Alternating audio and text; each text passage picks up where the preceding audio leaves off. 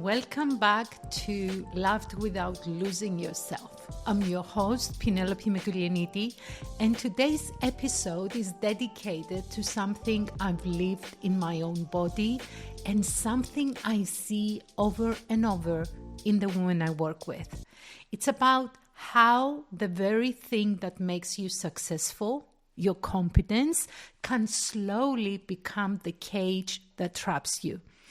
And the thing nobody ever tells you is that you can't just drop confidence and expect to feel better. And the reason is that your competence is often tangled up with your identity, your worth, and how people know you. So the question isn't how do I become less capable? The question you want to ask goes deeper. It's, what does being good at things cost me so much? So let's talk about this today. I want to start by sharing my own story because I think it matters that I am not speaking from theory here. So during my corporate years, I was the woman who could handle it all. Seriously, I took on projects. I said yes. I delivered. I solved problems. I volunteered for projects that had me working until the early hours of the day. My managers knew I was reliable, so they made sure to capitalize on it. And it was killing me, literally. It was killing me. And at first, I didn't actually realize the cost. I was young, I was single, I was full of energy, I had so many dreams, I was so eager to excel in my career. But the thing is, burnout is sneaky that way. It doesn't announce itself. It just shows up as this low-level exhaustion that you learn to carry. Until it wasn't low level anymore, in my case. I was so tired that there were times that I was scared that I was going to fall asleep while driving. Until fatigue became so severe and my body basically said, Penelope, we are done here. That's it. We are stopping. And when that happened, everything changed. Because I asked myself, then when I nearly collapsed, why did I believe I had to take so much to prove my worth? Because that was the problem. I was trying so hard to prove that I was worthy. But who decided I had to be the one to handle so many projects simultaneously? And here's what it became very clear. Nobody decided, nobody forced me, but me. I had created a version of myself that was so competent, so reliable, so I can handle it, that I had completely disappeared underneath it. And I had lost my health. I had lost presence with the people I love. I had lost the small moments of joy because I was always on a mission. And my mission was to prove my worth. And the worst part in all this, I had told myself a story that made it okay. I told myself, this is what strong looks like. This is what responsibility looks like. This is necessary for your career. It wasn't. It was just competence turned inward, eating me alive. Now, if you're listening to this, you probably know this feeling in some way.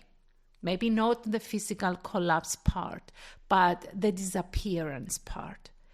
You look successful, your life looks good, and inside you might be exhausted, resentful, lost, angry. You might not even be able to name why. You just know that something's not working. That's what I want to explore today. There's this pattern I see again and again. And actually, it's not one pattern. It's 3 different ways where competence becomes a cage. And what's important is that all 3 come from the same place. They come from the belief that your worth is tied to what you produce, what you deliver, and what you accomplish. Let me walk you through them. The first structure is the performance cage. And the performance cage looks like this. You've built your identity on excellence, on doing things right, on being the person people trust. And at the beginning, it's powerful. But then excellence becomes perfectionism. And perfectionism becomes non-negotiable. So what does this mean? You don't want to drop the ball, so you convince yourself that you can't delegate because someone else might not do it your way, and your way is the best, yeah? Or you can't show struggle because that will shatter the image. And the cage is that your self-respect now depends on flawless execution. And how do you accomplish this? You stop taking risks. You stop trying new things. You just optimize the hell out of what you are already doing. You become smaller even as you look bigger. Structure number 2 is the invisible responsibility burden. And this one is more subtle, and honestly is the one I see most often in the women I work with. And the invisible responsibility burden looks like this. You don't take on explicit responsibility. You take on emotional responsibility. Here you manage everyone's feelings. You handle conflict. You anticipate what's needed before anyone asks. You hold the team together. You hold the family together. You make everyone else's life smoother. And nobody asks you to do this. At one point, you decided it was your job. And now you find it hard to step back because you are convinced that if you do, everything falls apart. The cage is that your calm has become everyone else's responsibility. Your peace is secondary. Your presence is transactional. It only counts if it's solving someone else's problem. And structure number 3 is the success debt. Here you've accomplished real things, and because you have, now you owe more. You have to maintain that level. You have to keep proving it wasn't a fluke. The goalpost just keeps moving forward and forward. And you're never actually winning. You're just trying not to lose. And the cage in this scenario, the cage is that you are trapped in proving something that never actually needs proving. Now, here's what's interesting. These structures aren't random. They come from somewhere. Maybe from a parent who modeled this. Maybe from an early workplace that rewarded it. Maybe from a family system where your worth was tied to your usefulness. And these structures made sense once. They protected you. They got you far. But now, at this moment, now they are costing you something you can't get back. Your health, your presence, your self-knowledge. And sadly, many of us don't realize this is happening. We just feel trapped. We just feel tired. and we don't see the structure underneath. So allow me to tell you what competence actually costs, because I think we celebrate competence without talking about the price. The most common cost I see, it's not burnout, though that's part of it. It's the loss of you. I see women who've achieved real things, and when I ask them, what do you actually want? What brings you alive? Most of them, they go blank. They've been so busy proving their competence that they've lost track of what they want for themselves. I see relationships that have eroded slowly, without too much fuss. The partner who stops initiating conversation because every interaction is functional. The kids who learn that mom is always working. The friendships that become maintenance. And it was never intentional. It was because competence required presence everywhere. Except we didn't pay attention to where it mattered the most. I see health decline. Sleep becomes negotiable.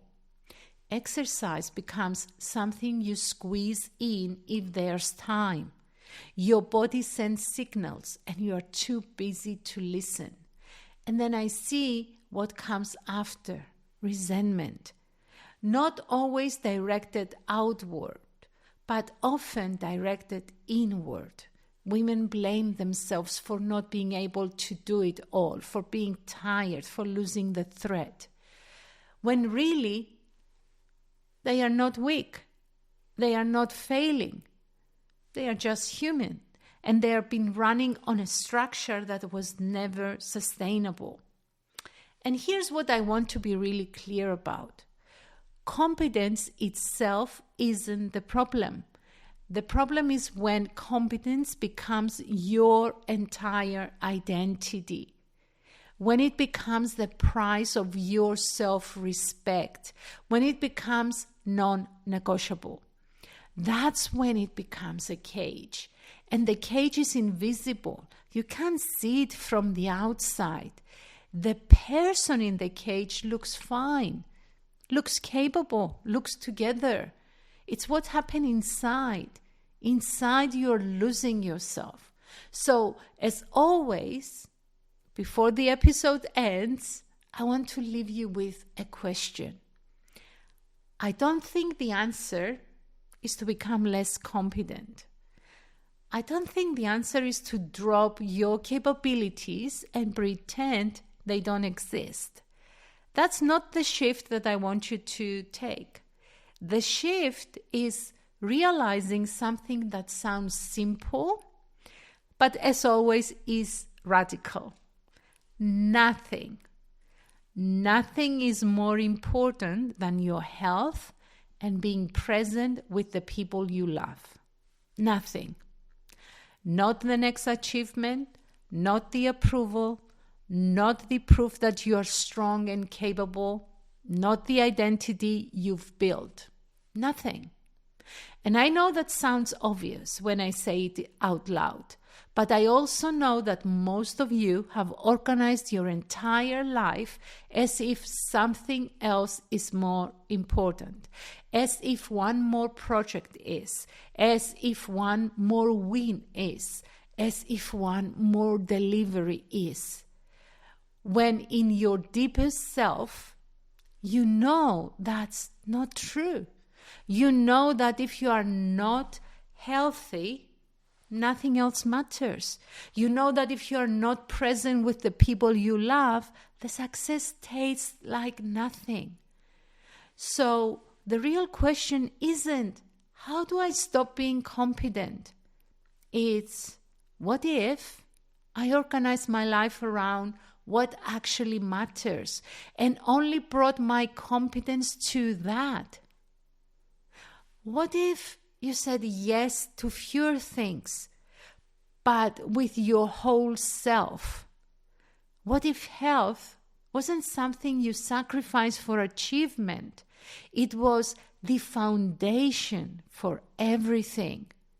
What if presence with the people you love wasn't a reward for finishing your work? It was the point of your work. That's not less competence. That's competence with boundaries. Competence with honesty about your limits. Competence that knows it's not your job to hold it all together. Before you go, I want you to sit with something. Everything I described today, the invisibility, the resentment, the lost relationships, the health that deteriorates while you are busy being excellent, you probably recognize yourself in it. And that recognition is important because you can't change what you won't acknowledge. But recognition alone isn't enough. Awareness alone won't free you. What frees you is deciding and telling yourself, I am willing to be different, even if it means disappointing people, even if it means being smaller in some ways, even if it means admitting I can't do it all.